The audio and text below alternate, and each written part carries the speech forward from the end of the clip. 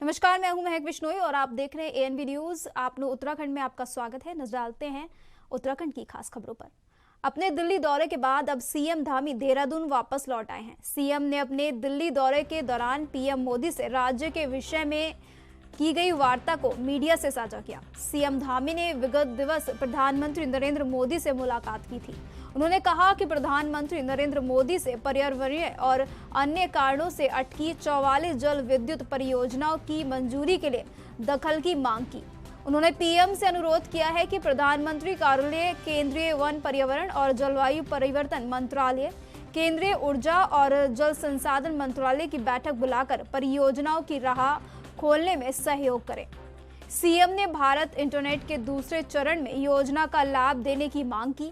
उन्होंने कहा कि इससे 600 गांवों को इंटरनेट की सुविधा मिल सकेगी। उन्होंने माणा समेत सीमांत गांवों के विकास के लिए स्वदेश दर्शन योजना 2 में शामिल करने का अनुरोध किया। मुलाकात में उन्होंने सशक्त उत्तराखंड 25 के क्रम में राज्य सरकार के रोड मैप को साझा किया और उनका मार्गदर्शन प्राप्त किया। उन्होंने पीएम को लोहाघाट स्थित मायावती आश्रम आने के लिए भी आमंत्रित किया।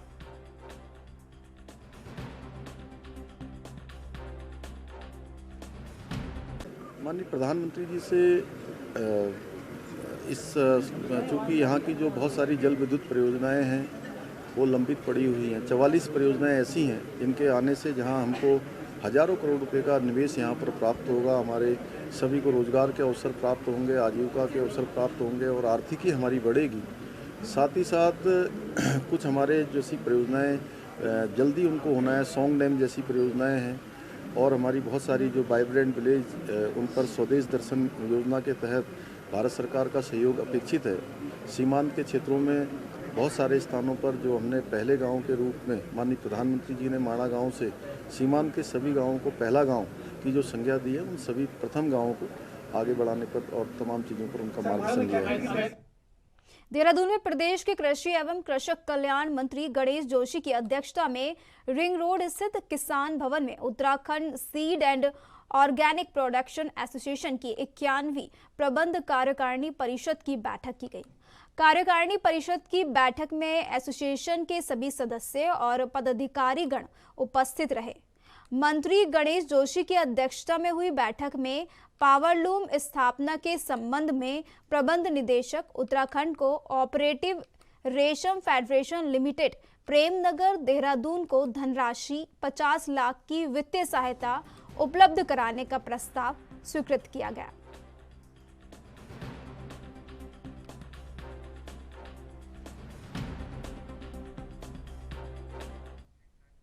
अल्मोड़ा में वन विभाग के नियमों के विरुद्ध अवैध लीसे का खेल जोरों से जारी है। शिकायत पर वन विभाग की टीमों ने अलग अलग स्थानों में छापेमारी कर लाखों का अवैध लीसा समेत वार्निश, तारपीन तेल और बिरोजा बरामद किया है। साथ ही एक फैक्ट्री को सीज भी किया गया, जबकि दूसरी फैक्ट्री में स्टॉक का मिलान और रिकॉर्ड खंगाले जा रहे हैं। इधर वन विभाग की इस कार्रवाई के बाद लीसा कारोबारियों में हड़कंप मचा हुआ है।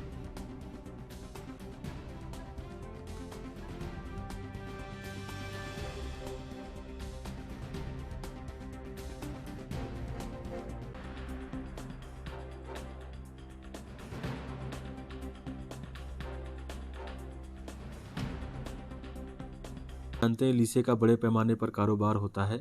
इस संबंध में विभिन्न शिकायतों के प्राप्त होने के क्रम में सिविल स्वयं अल्मोड़ा डिवीजन तथा अल्मोड़ा फॉरेस्ट डिवीजन दोनों में कार्रवाइयाँ की जा रही हैं। कल अर्जुन लीसा यूनिट में जो है सिविल स्वयं अल्मोड़ा द्वारा कार्रवाई की गई, जिसमें कि 274 कच्चा लीसे का टिन तथा 6 ड्रम वार्निश अवैध प्राप्त हुआ है। फैक्ट्री को सीज करने की कार्रवाई गतिमान है। इसी क्रम में अल्मोड़ा स्थित देवली खान स्थित लीसा इकाई में भी छापेमारी कार्रवाई की गई है, जिसमें भारी मात्रा में बिरोजा, वार्निश तथा तारपीन मिला है तथा कच्चा लीसा मिला है। उसके देहरादून में रेस कोर्स निवासी गुरमिंदर सिंह ने थाना नेहरू कॉलोनी पर आकर लिखित तहरीर दी थी कि वह सुबह 4:30 बजे अपने घर के बाहर सुबह की सैर को निकलने ही वाले थे कि तभी 3 अज्ञात लोगों ने उन्हें हथियार के दम पर दबोच लिया और उन्हें घर के अंदर ले जाकर बंधक बनाकर उनके साथ मारपीट की गई और हाथ पैर बांधकर उनके घर से करीब 4 लाख नकद, इसके अलावा एक कार और 6 महंगी घड़ियां लूट कर ले गए। घटना की गंभीरता को देखते हुए वरिष्ठ पुलिस अधीक्षक के आदेशों के अनुसार पुलिस अधीक्षक नगर के निर्देशन में क्षेत्राधिकारी नेहरू कॉलोनी के नेतृत्व में तत्काल 5 टीमों का गठन कर उन्हें घटना के अनावरण के लिए रवाना किया गया, जिस पर देहरादून से इन सभी को गिरफ्तार किया गया है और इनके कब्जे से लूट का माल और अवैध हथियार बरामद किए गए हैं। ये कुल मिलाकर 4 अभियुक्त थे जिनको पुलिस ने गिरफ्तार कर लिया है।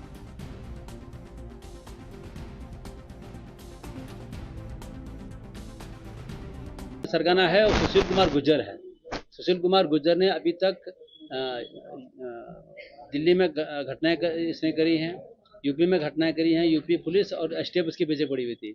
इसकी तारीफ ये है कि ये अभी तक किसी पुलिस ने उसको अरेस्ट नहीं किया। दिल्ली पुलिस ने, यूपी पुलिस ने, सब लोग पीछे पड़े हुए थे और हमारे लोगों ने उसको अरेस्ट किया है। और इसका बहुत लंबा चौड़ा इतिहास है। इसमें लूट, डकैती, मर्डर, 25 आर्म्स एक्ट, 307 की इसका है। जितने भी इसके जो 2-3 और साथी पकड़े गए हैं, गुड्डू है, अमृत गुड्डू है, दीपक कुमार है, अतुल राणा है, तो इनके सब के आपराधिक इतिहास हैं, बहुत लंबा चौड़ा आपराधिक इतिहास हैं।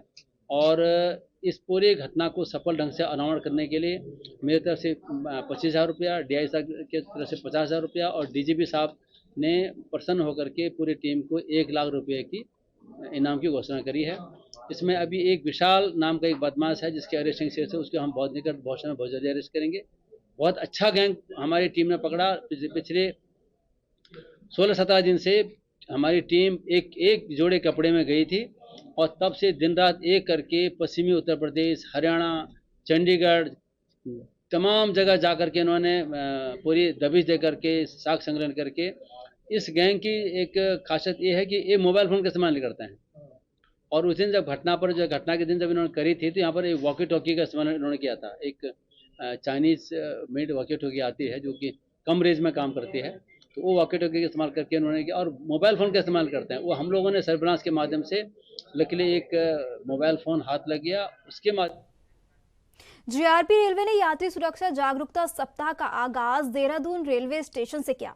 पी रेणुका देवी पुलिस महा उप निरीक्षक रेलवेज ने बताया कि यात्री सुरक्षा को लेकर रेल यात्रियों के बीच उत्तराखंड पुलिस जीआरपी द्वारा समस्त जीआरपी पुलिस थानों और चौकियों में दिनांक 11 दिसंबर से 17 दिसंबर तक रेलवे यात्री सुरक्षा जागरूकता सप्ताह चलाया जा रहा है।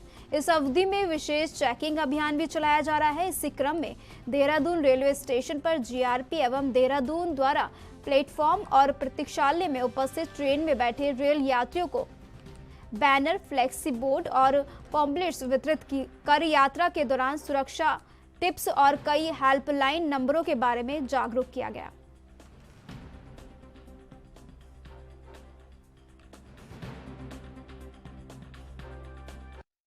रेलवे स्टेशंस में और ट्रेन में भी घटना घटित हो जाते हैं और उसमें कंप्लेंट्स भी हमारे पास कम आते हैं बिकॉज लोग ज़्यादा जागरूक नहीं हैं। इसलिए हम अभी ये पैसेंजर सिक्योरिटी अवेयरनेस वीक ये हम अभी चला रहे हैं। इसमें कितना भी जीआरपी ताना है सभी तानों में, चौकियों में ये अवेयरनेस कार्यक्रम में चला रहे हैं। उसमें कितना भी यात्री वहाँ पर रेलवे स्टेशन में आते हैं, ट्रेन में ट्रैवल करते हैं, सबको जागरूक कर रहे हैं। अब आप ट्रेन में ट्रैवल करेंगे, अपना सामान को कैसे सुरक्षित रखें, किसी का मोबाइल चोरी हो जाता है, सामान चोरी हो जाता है, किस तरीके के सावधान रहना।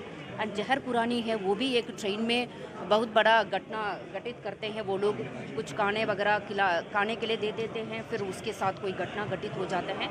सो उस चीज़ में कैसे बचें एंड महिलाओं अपना ट्रेन में ट्रैवल करने के समय क्या क्या सावधानी रखना चाहिए। सपोज़ किसी के साथ कोई घटना घटित होता है सो वो किससे संपर्क करें, सो इस संबंध में अवेयरनेस किया जा रहा है। देहरादून में 14 दिसंबर राष्ट्रीय ऊर्जा संरक्षण दिवस के रूप में मनाया जाता है। गौरतलब है कि जलवायु परिवर्तन और ग्लोबल वार्मिंग के प्रभाव और अनावरीकरणीय ऊर्जा संरक्षित करना और लोगों को जागरूक करना ऊर्जा संरक्षण दिवस का लक्ष्य है।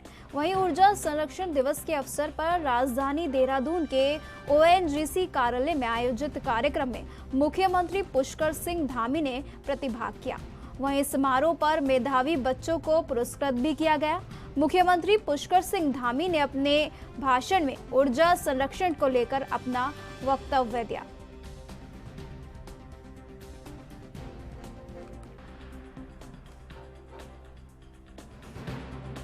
भले ही प्रदेश में स्वास्थ्य सुविधाओं की बेहतरी के लिए दावे हो रहे हों, लेकिन धरातल पर स्थिति कुछ और ही है। 500 करोड़ की लागत से बना अल्मोड़ा मेडिकल कॉलेज इसकी बानगी है। लोगों को अच्छी स्वास्थ्य सुविधाएं देने के उद्देश्य से खोले गए मेडिकल कॉलेज में अव्यवस्थाएं इस कदर हैं कि मेडिकल कॉलेज के जनरेटर में डीजल तक नहीं है। वहीं सरकार के निर्देश के बाद मरीजों को हायर सेंटर रेफर किया जा रहा है, जिससे लोगों को काफी दिक्कतों का सामना करना पड़ रहा है। वहीं इस मामले में मेडिकल कॉलेज के प्राचार्य डॉक्टर CP भैसोड़ा ने बताया कि बैस अस्पताल में बिजली नहीं होने पर जनरेटर से व्यवस्था की जाती है, लेकिन इस बार क्या समस्या हुई उन्हें इसकी जानकारी नहीं है।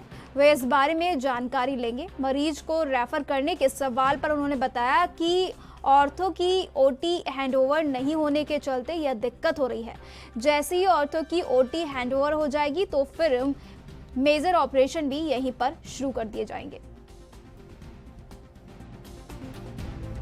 अल्मोड़ा मेडिकल कॉलेज, जिससे बहुत बड़ी आशाएं यहाँ की जनता को, मैं समझता हूँ पूरे कुमाऊं क्षेत्र के लोगों को थी, लेकिन जितनी बड़ी बड़ी बातें, और यहाँ हमारे इस प्रदेश के मुख्यमंत्री जी यहाँ आकर के भी बहुत बार यहाँ के मंत्रीगण बड़ी बड़ी बातें तो करते हैं, लेकिन हमें यहाँ देखा जा रहा है कि बिजली, सुबह से बिजली नहीं है, और बिजली नहीं होने पर इनके जनरेटर के लिए तेल की व्यवस्था नहीं है। बहुत ऐसी अन्य मामले में देखा जा रहा है कि कई मरीजों को रिफ़र कर दिया जा रहा है, यहाँ पर मेडिकल डॉक्टर पूरे उपलब्ध नहीं है। ऐसा मेडिकल कॉलेज, मैं भी इसको मरीज को देखने के लिए इस मेडिकल कॉलेज पर यहाँ पर पहुँचा तो मुझे कई मरीजों के द्वारा मालूम चला कि सुबह से बिजली नहीं है, अभी अभी जनरेटर चला है। और यहाँ के डॉक्टरों ने बताया कि यहाँ के अधिकारियों ने बताया कि जनरेटर के लिए तेल की व्यवस्था यहाँ उचित नहीं है। वैसे ये मरीज को अभी किसी हाथ में जिसका फ्रैक्चर है उसके ऑपरेशन की यहाँ व्यवस्था नहीं है, उसके लिए भी इनको मेडिकल कॉलेज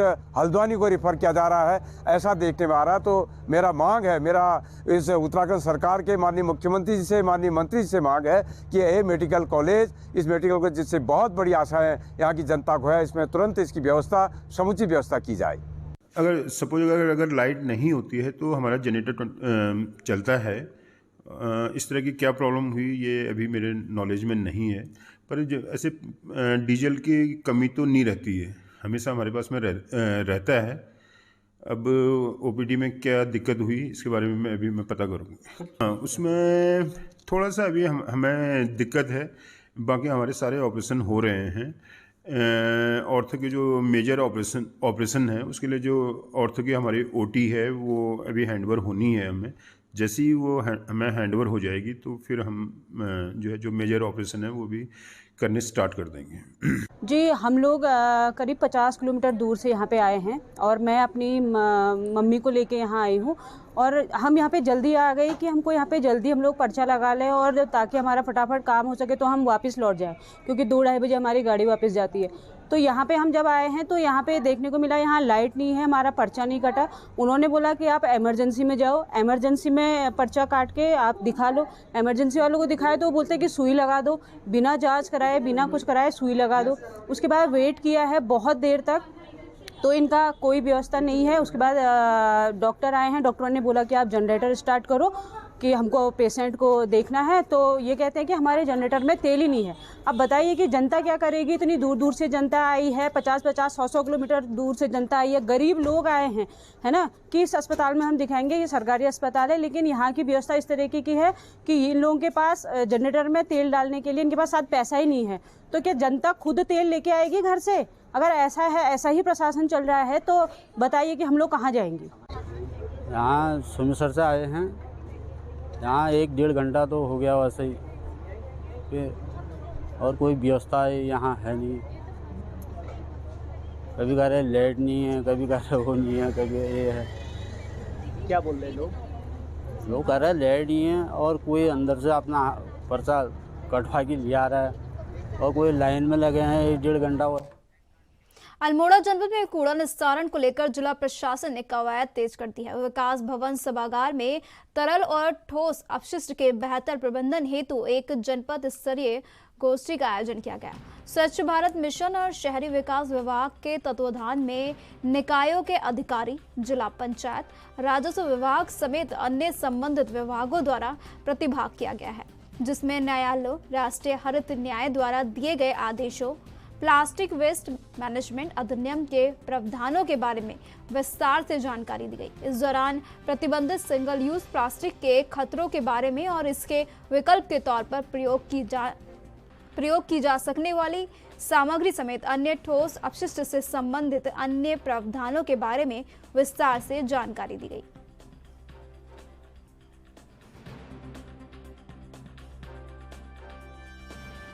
देखिए, plastic waste management rules, solid waste management rules या सिंगल यूज़ प्लास्टिक के प्रतिबंध की बात हो तो इसमें एक चीज़ ये देखी जा रही थी कि इसमें अंतर्विभागीय समन्वय से इन उद्देश्यों को या इन रूल्स को आसानी से और तेज़ी से प्राप्त किया जा सकता है।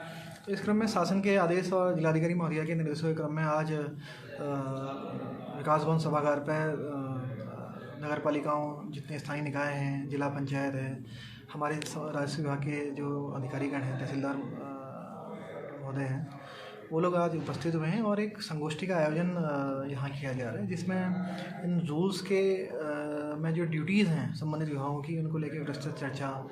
कई जगह अपशिष्ट प्रबंधन में बहुत बेहतर कार्य हुए हैं, उनकी सक्सेस स्टोरी और एक कॉन्सेप्ट को लेके एक खुली चर्चा को और जो प्रश्नोत्तरी हैं, जो डाउट्स हैं, संशय हैं, उनके समाधान के लिए इस संगोष्ठी का। जल जीवन मिशन योजना के तहत सरकार ने योजना के करोड़ों रुपए खर्च किए, लेकिन फिर भी ग्रामीणों को योजना का लाभ नहीं मिल पा रहा है।